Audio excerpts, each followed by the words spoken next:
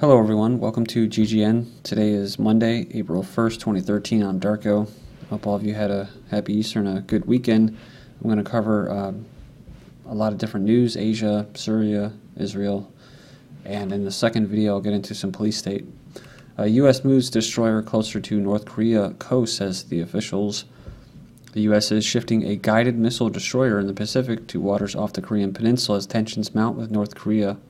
U.S. F-22 stealth jets joined South Korea drills amid sabre-rattling. The U.S. sent F-22 stealth fighter jets to South Korea on Sunday to join military drills aimed at underscoring the U.S. commitment to defend South Korea in the face of intensifying campaigns of threats from North Korea. They said here it came from Japan to support ongoing bilateral exercises. That means ongoing as in they have daily exercises year-long. They're not like, I don't even know why they call them certain types of exercises, because they actually go on all year, 365 days a year.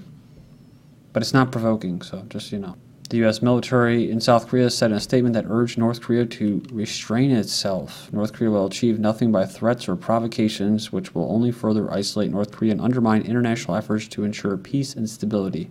Like I've mentioned before, they don't want peace. These are the same people that are calling for peace in Syria. They don't want peace, and they'll let the carnage continue as long as they get what they want, which is a divided Korea, which is killing all sovereign nations off. U.S. Navy sends, and that everybody that's on the good guy's side, i.e. Satan, Lucifer, just whatever this cabal is, as long as you're on their side, the good guys, which are really the bad guys, you could have nuclear weapons. Of course, unless you're Israel, then you don't have to, nobody can tell you anything. But if you're one of the bad guys, you have stashes of gold reserves, you have a central bank, or you're a sovereign nation, then you're a bad guy, and you can't have those weapons. So if you do anything to try to assert your sovereignty, then you are saber-rattling and you are provoking. So here, U.S. Navy sends radar platform to observe North Korea. Washington also delivers a warship along with it. U.S. Navy says it's locating a sea-based radar platform and a warship near to the North Korea's coast in order to keep an eye on the nation's military maneuvers, says the Department of Defense. So amid all the hoopla in the mainstream media, it says here that the U.S. hasn't spotted any actual mobilization of forces from Pyongyang. So it doesn't really matter what they're actually doing. As long as the media says that something's happening, people, your friends and family will say, something. Now we got North Korea, and they take a deep breath as if there's so many issues that could be addressed, and yet they'll say, oh, well, North Korea. Oh, now there's North Korea. And they're only saying that because, the TV told them that they need to start thinking about it, right? So it's pretty sad, really. South Korea sets out active deterrence against North Korea's nuke threats. South Korea's defense ministry unveiled Monday a new contingency plan of active deterrence that allows its military to launch a preemptive strike against North Korea if the North shows signs of imminent nuclear or missile attack on the South. So that can basically, it's a legal precedence to attack without actually being attacked. Must have learned that from the U.S. or Israel, their bestest buddies, right? An active deterrence. North Korea almost certainly lacks basic technical capability to carry out its big war plan. So this is what I try to tell people when they say, oh, what about North Korea? We got to worry about them now. And I say, no, we don't. They're not going to be attacking the shores of California or New York anytime soon. North Korea is sending lots of signals about its World War III, which has been on since 1945, to kill all sovereign nations. While there is a real risk that some misstep or miscalculation might accidentally start a conflict, i.e. a false flag by the West, like basically blowing up a U.S. basically a U.S. carrier, a boat, or jet blowing up a South Korea military vehicle, plane, or what have you, and blaming it on the North. And while it certainly is possible that the country could repeat a smaller scale attack like its November 2010 shelling of South Korea's island, there are some very good reasons to think that North Korea is bluffing about full-scale war.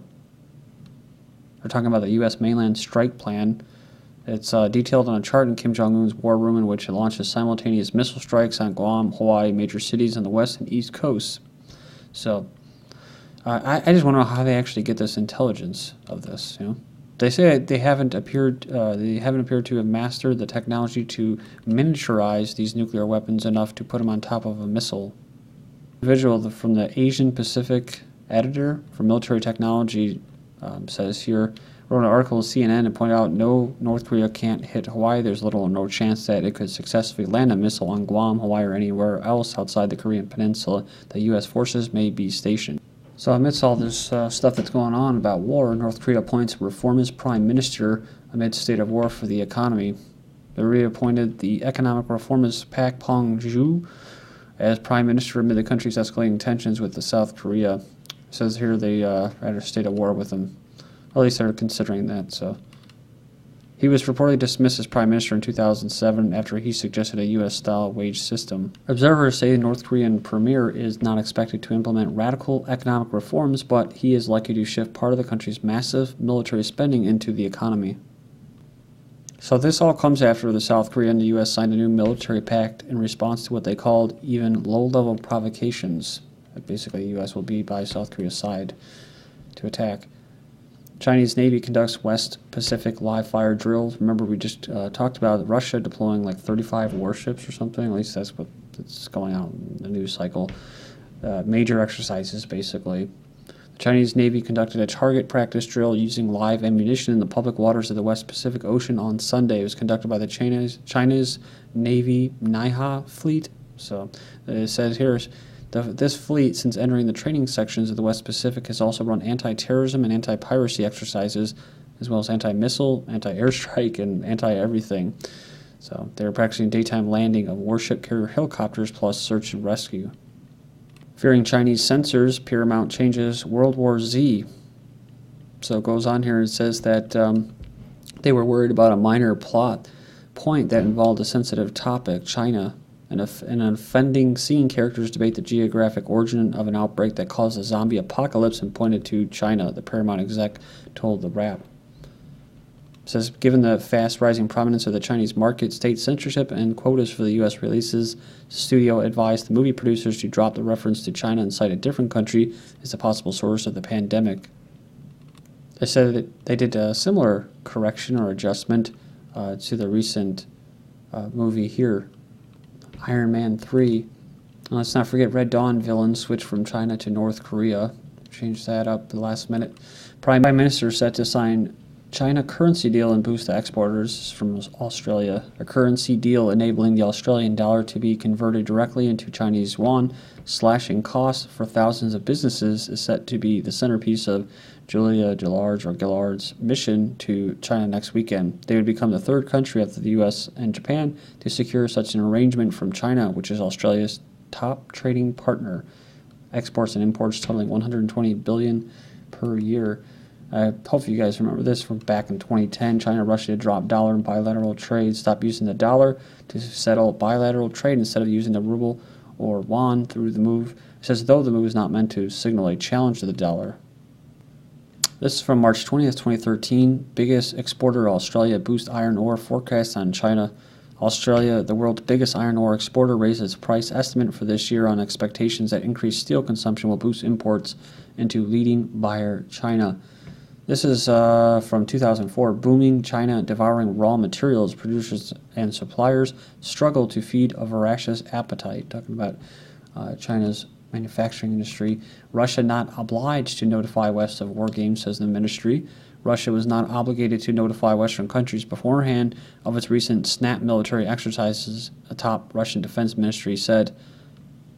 Says the mechanism of checks today is such that we only need to notify Western countries when we hold planned events. If exercises occur suddenly, we may notify them only when the exercises begin. Israel's fake rocks spy on Russian naval movements. Israel's spying equipment has been found hidden in artificial rocks on an uninhabited island opposite to the Syrian port of Tartus, where it is being used to monitor Russian naval movements. The three large espionage devices were discovered by fishermen on the tiny ant island near a naval base regarded by Moscow as an important strategic asset in the Mediterranean. I think Cyprus was something that they were trying to go for too, besides the gas reserves, was a second remote base or port. So it says the Syrian television said here that the rocks could track and film Russian warship movements and instantly transmit pictures back to Israel by satellite Israel's Navy gears up for new job of protecting gas fields. We just talked about how, amidst all the stuff that was going on in Cyprus, Israel was a big winner too. And it says here that because, they got all these gas reserves, Israel's huge new offshore gas resource offers its enemies an obvious target and gives its Navy, long overshadowed by other branches of the Israeli armed forces, a big job that will require extra spending. They said the gas fields are a strategic asset and Israel will defend them. Pakistan Navy commissions 3rd Marine Battalions as strategic Gwadar port. So the editor says this was an obvious move to reassure China and to ensure a future for the Pakistan-Iran pipeline that we've been talking about many times over. Terrorism or covert attacks could disrupt business and scare away various parties involved. Israel may act to keep Iran's economy crippled, or India may not take kindly to seeing China's influence, talking about this port, and visibility increase across important trade routes. Keep your eyes on this project. Gwadar is just the beginning. So in order to strengthen the defense of this port and to enhance the security, says Pakistan's Navy has achieved a significant milestone by commissioning the 3rd Pak Marines Battalion. Oil wells set ablaze in eastern Syria. The government blames the rebels. Rebels reportedly fought over how to split the revenue. There's reports coming out of eastern Syria that 3 oil wells in the rebel-held territory have been set afire, sending workers to extinguish them. Set a total of 9 fires. Losses mean 4,670 barrels of oil daily are destroyed. It's pretty crazy. Basically what they're saying is that to keep the exports flowing, local officials are paying bribes to rebels to keep them going, and rebels taking over others outright exporting the oil into government-held areas. So it goes on here and says that the government who depends on oil revenue has no choice but to barter for it, even if it means direct funding for factions they officially labeled terrorists or their enemies. So bad situation. Rebels capture Syria's largest hydroelectric dam. This is from February of 2013, so they've been taking over a lot of strategic areas and along the borders as well. March was deadliest month of Syrian war as rebel deaths surged. So, and of course, this is coming from McClatchy, so it's supposed to be a bad thing that these insurgents that are basically dying. It says here March was the deadliest month. I mean, it's bad that anyone dies. I wish they didn't get backed by the West to create all this instability and have all these refugees flooding into other countries. March was the deadliest month so far in Syria's 2-year civil war as rebels pressed their offensive or invasion throughout the country, seizing a provincial capital for the first time and launching attacks on other fronts. There's this Taklaka massacre, Syrian rebels, government trade accusations. This is from RT. They won't just say what it is, which is it's the rebels, it's the insurgents, it's the rebels that are killing these people. Syrian rebels and government forces have accused each other of killing 13 civilians, most of them women and children. They were discovered in Homs province in western Syria near the Lebanese border on Sunday. They say Lebanon's Sunni-dominated north is largely supportive of the Syrian anti-government fighters. And I'm just going to leave off here because I still have some articles, some good articles for Syria to cover. So join me in part 2. This is GGN and I'm Darko. Thank you.